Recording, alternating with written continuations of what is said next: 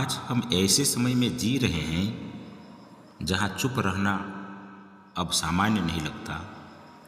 अगर चारों ओर कुछ पल के लिए कुछ भी नहीं हो रहा हो तो मन बेचैन होने लगता है, जैसे कुछ ठीक नहीं है। हम सुबह आँख खोलते हैं और सबसे पहले स्क्रीन देखते हैं। कोई मैसेज आया क्या, कोई नोटिफिकेशन, कोई खबर। दिन की शुरुआत आवाज़ों से होती है, जानकारी से होती है, लोगों की राय से होती है।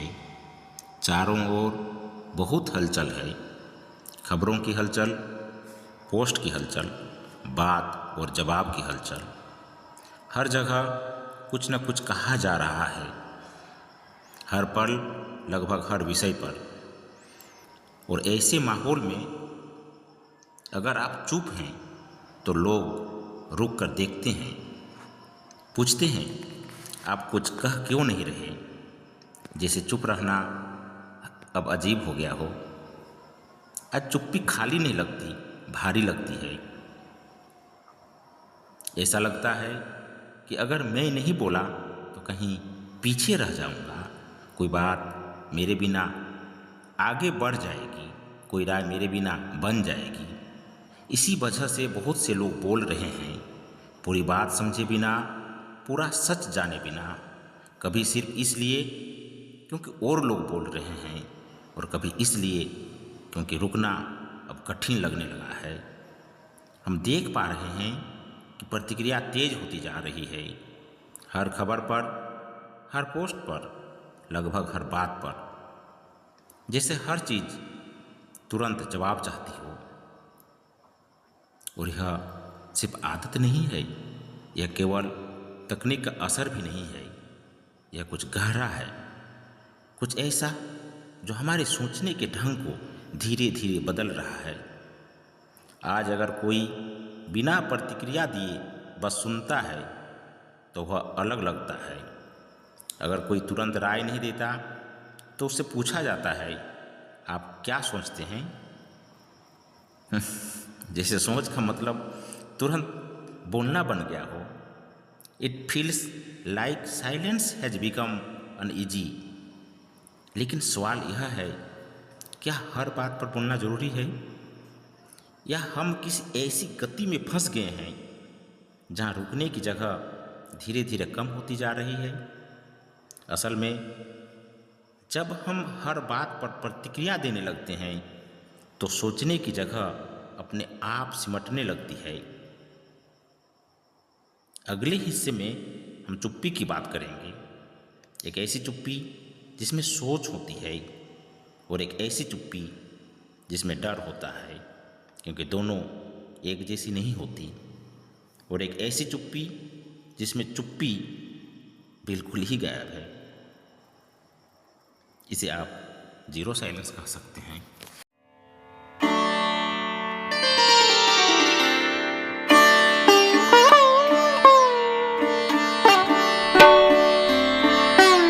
पिछली बार प्रथम एपिसोड में हमने चुप्पी की बात की थी, लेकिन उस बात को पूरा समझने के लिए उसे खोलना जरूरी है, क्योंकि चुप्पी हमेशा एक जैसी नहीं होती।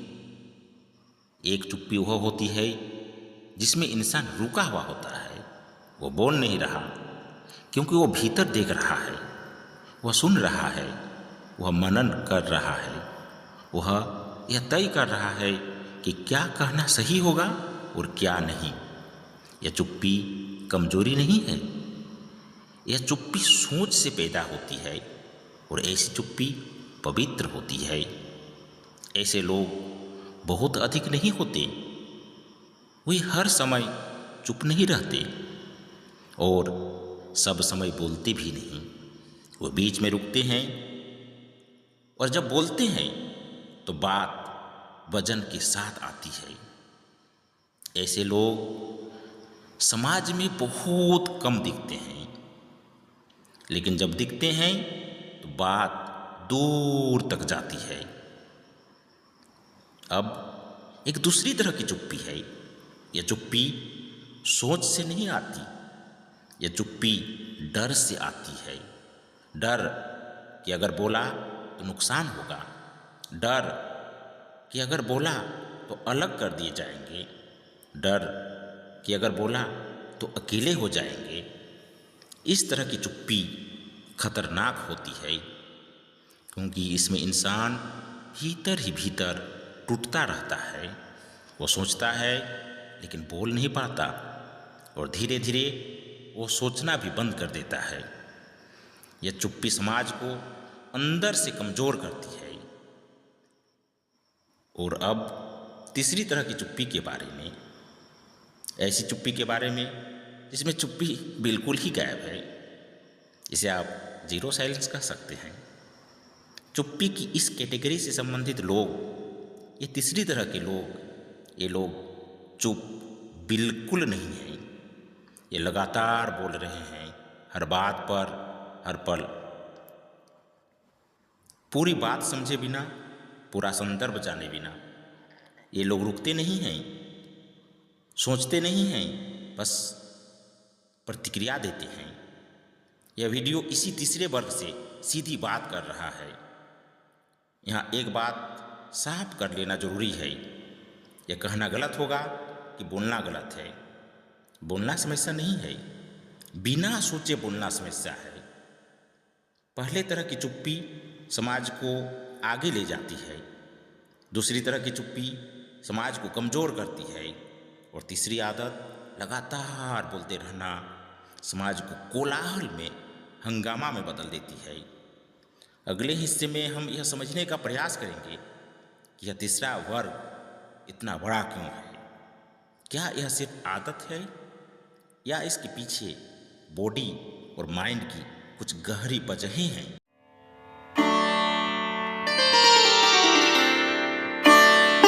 अध्याय 3। अब एक सवाल उठता है, अगर बिना सोचे बोलना इतना नुकसानदेह है तो फिर हम ऐसा करते क्यों हैं? इसका जवाब हमारे दिमाग में, हमारे माइंड में छिपा है। हमारा दिमाग असहजता पसंद नहीं करता। जब कोई खबर आती है, कोई पोस्ट सामने आती है, तो दिमाग तुरंत स्थिति बनाना चाहता है, उसे अच्छा या बुरा कहना चाहता है, सही या गलत तय करना चाहता है, क्योंकि अनिश्चित रहना दिमाग को भारी लगता है। सोचना समय लेता है, रुकना मेहनत मांगता है, और दिमाग मेहनत से बचना चाहता है। इसलिए वह सबसे आसान रास्ता चुनता है, तुरंत प्रतिक्रिया। जब हम प्रतिक्रिया देते हैं तो दिमाग को लगता है कि उसने कुछ कर लिया, कि स्थिति अब उसके काबू में है, उसके कंट्रोल में है। यह एक तरह की मानसिक राहत होती है, भले ही वह राहत कुछ ही पलों की हो। इसी वजह से कमेंट लिखना सहज लगता है, आसान लगता है, और पूरी बात समझना कठिन। तुरंत बोल देना हल्का लगता है, और सोच कर बोलना भारी। एक और बात है, हमारा दिमाग सहमति चाहता है। जब हम वही बोलते हैं जो और लोग बोल रहे हैं, तो दिमाग को सुरक्षा का एहसास होता है, जैसे हम अकेले नहीं हैं। इसलिए भी लोग जल्दी बोलते हैं।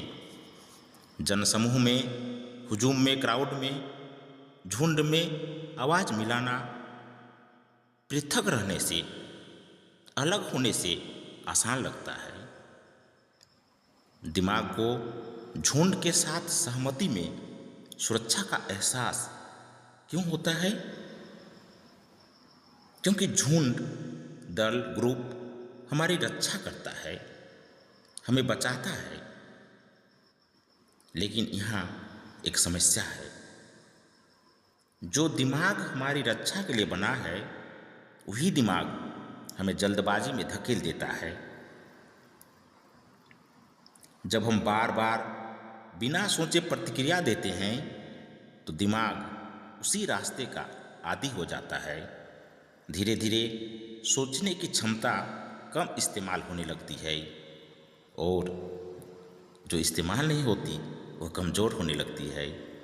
इसलिए यह कहना गलत होगा कि लोग सोच नहीं सकते। सच यह है वे सोचने का अभ्यास कम करते जा रहे हैं और इस वजह से यह तीसरा वर्ग इतना वृहत बनता जा रहा है।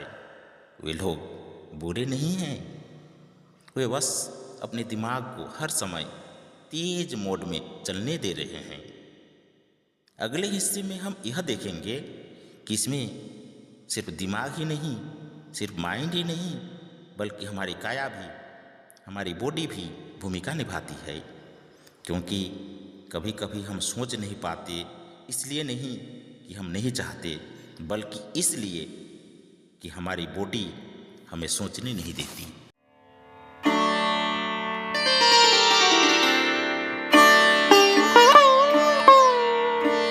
अध्याय 4।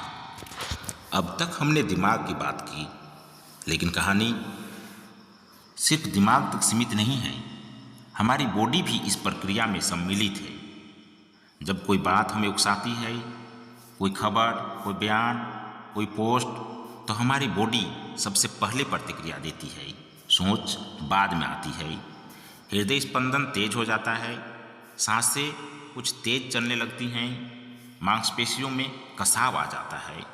यह सब अपने आप होता है, हम पूछते नहीं, हमारी बॉडी प्रारंभ कर देती है।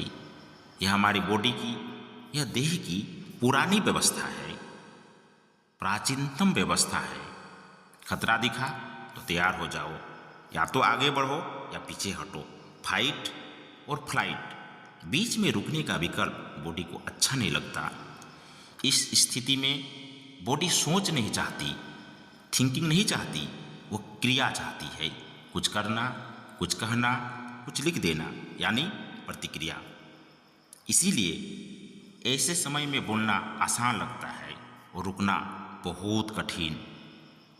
अगर आपने कभी गुस्से में कोई बात कह दी हो और बाद में सोचा हो यह नहीं कहना चाहिए था, तो समझ लीजिए वो आप नहीं थे, आप पूरी तरह नहीं थे। वो आपकी बॉडी की वही प्राचीनतम व्यवस्था थी, फाइट और फ्लाइट। अब एक और बात ध्यान देने लायक है। आज हमारी बॉडी लगातार इसी स्थिति में रहती है। हर समय तनाव, हर समय बेचैनी। और जब बॉडी लगातार तनाव में रहती है तो सोचने की जगह अपने आप कम हो जाती है।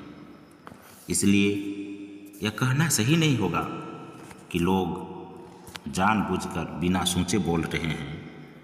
कई बार उनकी बॉडी उन्हें रुकने ही नहीं देती। लेकिन यहीं एक जरूरी बात आती है। शरीर की प्रतिक्रिया स्वाभाविक है, लेकिन उसे हर बार मान लेना यह मजबूरी नहीं है। रुकना सीखा जा सकता है, सांस को धीमा करना सीखा जा सकता है, शरीर को संकेत देना सीखा जा सकता है कि खतरा वाकई खतरा नहीं है। अगले हिस्से में हम पीछे की ओर जाएंगे, बहुत पीछे, यह समझने के लिए कि यह तेज प्रतिक्रिया हमारे भीतर आई कहाँ से। क्योंकि यह मूल रूप से आदत नहीं, यह हेरिटेज है, यह विरासत है।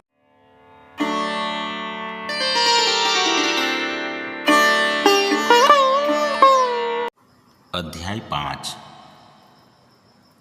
अब जरा कल्पना कीजिए हजारों लाखों साल पूर्व की, जब न स्क्रीन था, न खबर, न ग्राम, न नगर। तब इंसान जंगल में रहता था, हर पल खतरे के बीच, जानवर, भूख, अंधेरा। उस समय जो जल्दी सोचता नहीं वह जिंदा नहीं रहता। उस दौर में जो पहले प्रतिक्रिया देता था, तेज प्रतिक्रिया, वही बचता था। आवाज़ आई तो भागो, हलचल हुई तो वार करो। विचार करने का समय तब मौजूद ही नहीं था। इसलिए प्रकृति ने एक नियम बनाया, जो तेज प्रतिक्रिया करेगा वही आगे चलेगा, धीरे सोचने वाले पीछे रह गए। यही वजह है कि आज भी हमारे भीतर वही तंत्र, वही सिस्टम मौजूद है। खतरा दिखा तो तुरंत प्रतिक्रिया।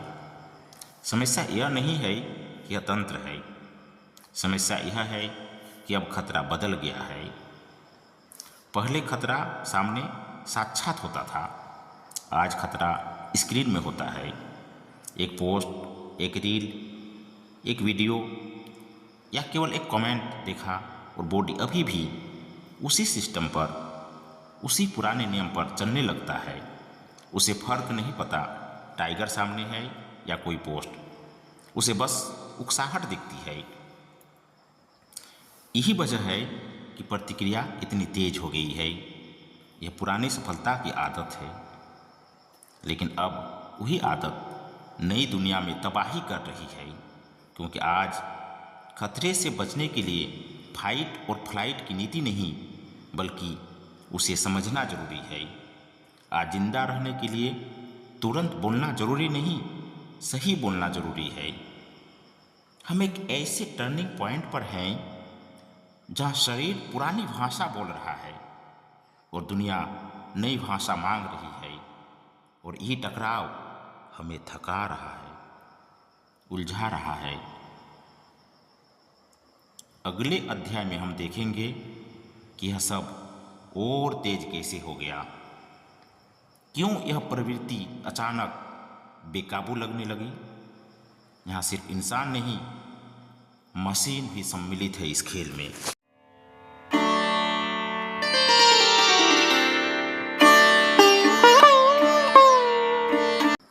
अध्याय 6। अब तक हमने माइंड देखा, बॉडी देखी, हमने विरासत देखी। अब एक नया प्लेयर आता है, मशीन, एआई रूपी मशीन। यह मशीन सोचती नहीं, कोई चेतन सोच नहीं, समझती नहीं, सच्ची अर्थगत समझ नहीं, इंसानों की तरह समझ नहीं, महसूस नहीं करती, कोई सब्जेक्टिव फीलिंग्स नहीं। लेकिन यह एक बात बहुत अच्छे से जानती है, आप कब रुकते नहीं। प्रायः स्क्रीन पर आप क्या देखते हैं यह आपने नहीं चुना, यह आपके लिए चुना गया है। यह मशीन आपकी पसंद नहीं, आपकी प्रतिक्रिया पहचानती है।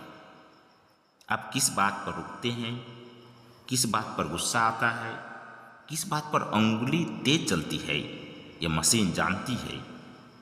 यह आपकी प्रतिक्रिया ठीक से पहचानती है और फिर वही चीज़ आपको बार बार दिखाई जाती है। यह मशीन उकसाहट को इनाम देती है। जितनी तेज प्रतिक्रिया उतनी ज़्यादा पहुंच।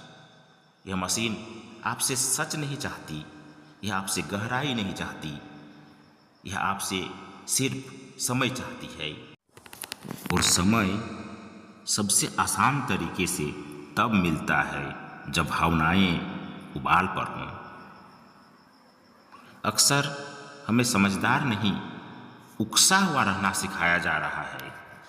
अब सोचिए, जब हमारा दिमाग हमें जल्दबाजी में धकेलने के लिए तैयार हो, हमारा शरीर तनाव में हो, हमारी विरासत तेज प्रतिक्रिया करना सिखाए और ऊपर से ऐसी मशीन जो लगातार उकसाए, तो रुकना कितना कठिन हो जाता है।